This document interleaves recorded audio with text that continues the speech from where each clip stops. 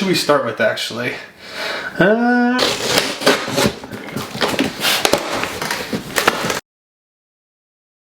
It felt like a pretty normal day today.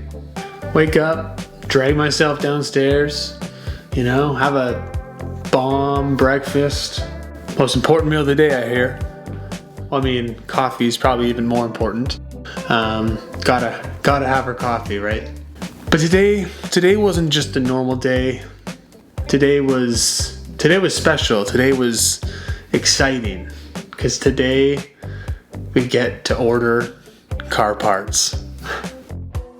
Once I was done mixing up this beautiful, delicious latte, I headed to the office where I could focus. Well, I first enjoyed it. I definitely enjoyed the coffee. And then I sat down and I decided to put in some work. You know, these car parts weren't going to buy themselves, and I was the only man ready to do it.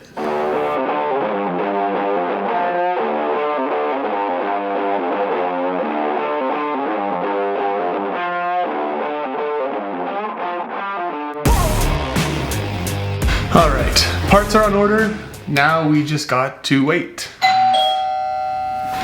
Who the hell could that be? Who the heck? What the heck? Are those my car parts? What the? Hello? Hi, I got a delivery for Brody. Yeah, that's me. I just ordered parts like 2 seconds ago. Listen, I don't know. I'm just the delivery driver. Are you actually a delivery driver? Hey, like, I know this is, I guess, random and all, but any chance you may want to go out sometime? No thanks. Oh, okay.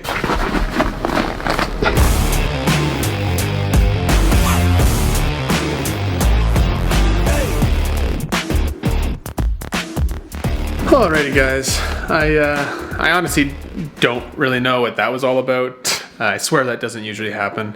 I'm honestly just kind of like a little blown away. I have no clue what's going on. That was the fastest shipping I think I've ever experienced. Moving on from all that, I guess the parts are here. We are going to do basically a full unboxing for all these new parts that we just ordered, and yeah, check them out, see what we got.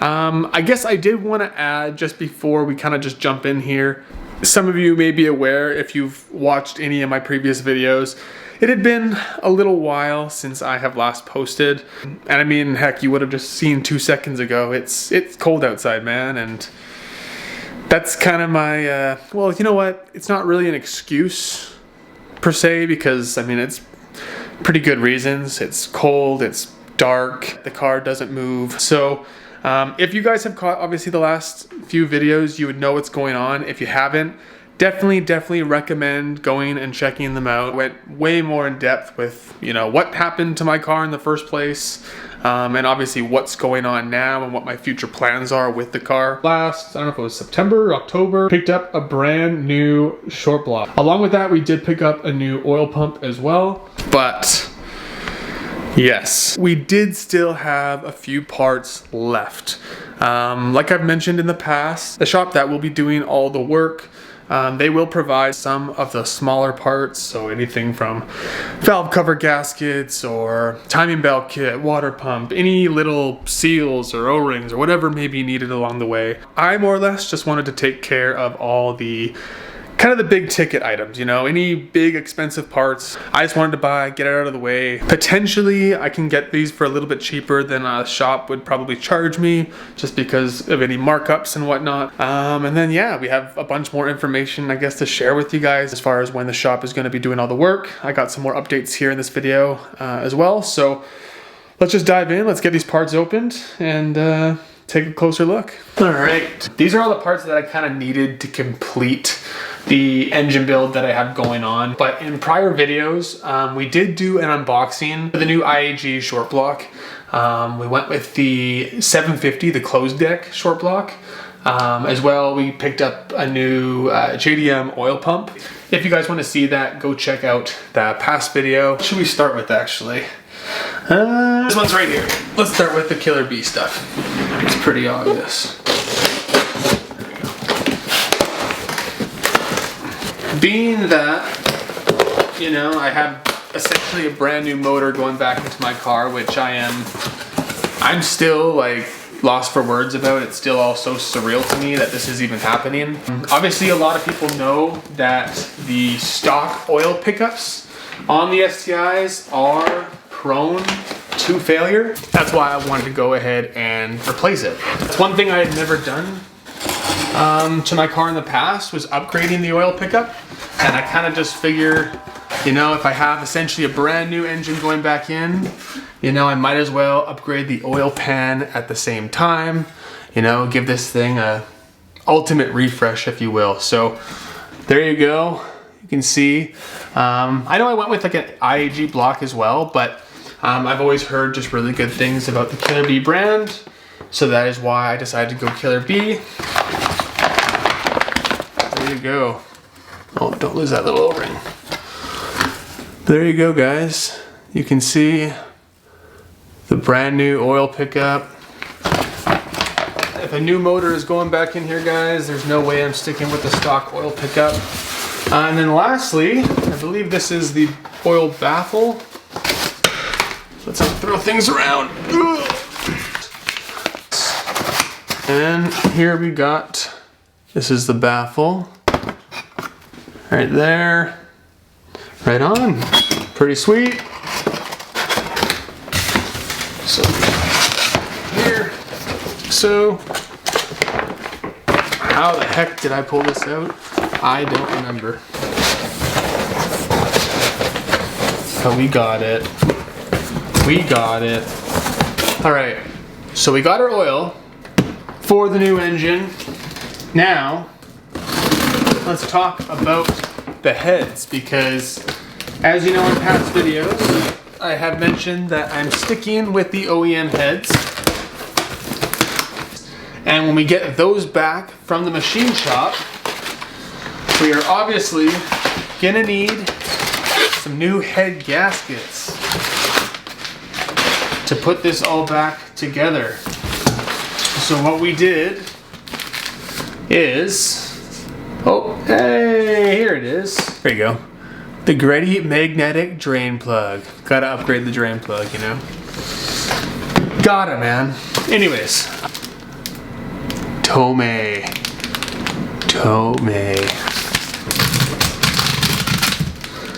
The new Tomei head gaskets. I know a lot of people will end up sticking with just OEM. The shop I'm dealing with, they recommended the Tomei. We did just that. There. The new, can you see that well? There you go. The new Tomei head gaskets, which will be used to seal everything up, or seal the heads to our new short block. But along with the head gaskets, some new head studs. So I think this is a pretty popular choice. The ARP head studs, these are just the 11 mil head studs. I didn't want to upgrade size. I decided just to stick with the 11 mil. Let's open them up. Might as well take a look, eh?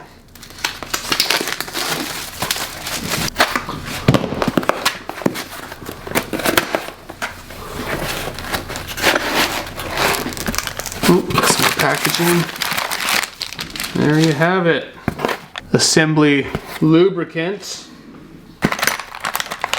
And all the new head studs. Right on. There you have it. Head studs. Check. What else do we have in here? Oh, this is some more Killer Bee. What am I forgetting about here? What is this little guy? There you go.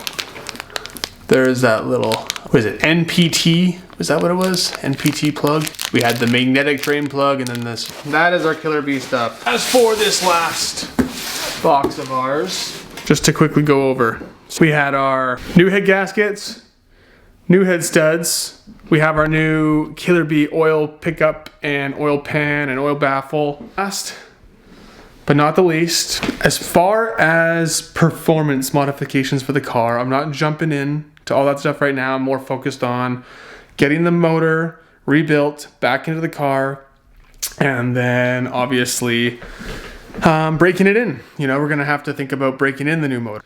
I figured there's one more part that we should probably replace, because ultimately, as much as I'm not jumping right into the power mods, they are a plan and they are something I want to look at here in the near future. Whenever we finally decide to go ahead and start upgrading some more of those parts and ultimately getting our car tuned and chasing some more horsepower, I want to have a clutch that can ultimately handle all of that. The clutch that I have in the car, let's get this box open here, is an Exedi. I believe it's the Stage 1 organic clutch. I know that it is only capable of, I believe it was rated at the wheels, it was like 319 torque. So nothing that crazy, especially given the fact that I'm already sitting around, I don't know if it's like 285 or 290 at the wheels. So I'm not that far off that number as is. And being our whole engine is going to be out of the car, I figure we might as well get a new clutch. I'm not going to be chasing some ridiculous horsepower number in the future. I would like to chase more power, and we really need a clutch that can handle more power, because I don't think 319 at the wheels is going to be quite enough. So this guy, which is an ACT clutch, that is what we decided to go with. This specifically is the ACT. It is the HDSS clutch. It's the heavy duty clutch. And this guy is rated up to 519 torque. Now, I don't believe that's at the wheels, so I don't know. I don't know where that puts you. Probably sitting somewhere around 420 at the wheels with this clutch, I'm guessing, or I'm assuming that this would be able to handle up to that number. So I think a sufficient number for what my ultimate goals are. Let's see if we can get this guy open. All right, there we go. Got your release bearing, your alignment tool. Here's your pilot bearing. So I'm assuming that this clutch will be able to handle more than enough power that I obviously end up throwing at it. If it can hold up to around, 400, 420 wheel, I'm going to be happy with that. And yeah, even though I'm not rushing to get that number, while the engine's out, I want to just get the clutch upgraded so that I'm not having to pull it again when it comes time to finally tuning the car. So as you can see, our release bearing, you got your alignment tool, have your pilot bearing there. Now, one thing that I was gonna add is I am going to be running this along with the OEM flywheel, resurfaced OEM flywheel. Now, unless anyone out there has any other suggestions, my thought is just to keep it with the OEM flywheel. I'm primarily just gonna be driving this car on the street. Maybe occasionally I eventually get it out to the track. But yes, this is the one that I ultimately decided to go with. I just felt like, I don't know, I did quite a bit of research and reading online just to see other reviews and what people, thought about these particular clutches. This is obviously the pressure plate, but yeah, guys, that's pretty much it. I'm not gonna take this guy out. I don't really need to take it out, but yeah, that's everything, man. That is everything. New clutch, new head gaskets, new head studs, new oil pan and oil pickup, and yeah, we basically have a completely brand new, refreshed, built engine going back into this thing. And so, yeah, like I said, man, this is still so surreal to me. I don't even believe it's happening. It just, yeah, I don't know. I'm just along for the ride here, really. The last thing that I kind of just wanted to go over here before I wrap everything up, my plans forward as far as schedule and when all this stuff is actually happening. Because I do understand that it was a few months ago when I was talking about our new short block. So I understand that was a while back, and so it probably feels like things are moving quite slow. I definitely agree. That being said, things are about to speed up. We're nearing the end of January. I don't know when I'm actually gonna get this video posted. The shop that is doing the full engine build here, the plan is for them to start working on things on February 8th. Again, I just can't wrap my mind around all this. It's like I've been waiting for 3 years and it's all about to happen. So the videos should hopefully be getting a little bit more exciting here moving forward, instead of me just rambling and showing the occasional part. Shop is starting the work on February 8th, which means we will be going in and dropping off all of these parts just so they have everything on hand. What I was told was the shop is gonna basically start tearing apart my old engine. Again, like I've mentioned in past videos, they obviously pulled the motor, I don't even know how long ago now, that was like a year or two ago. Car is currently just sitting in my garage. Pull everything off the old motor, get the heads separated. The heads will then get sent to the machine shop, and I don't know how long they will have them for. I can't imagine much more than like a few days or a week. They're done with them, they'll come back to the shop, and they'll have all the new parts that I have already provided them. So they'll be able to start working at basically putting the new motor back together. So cold.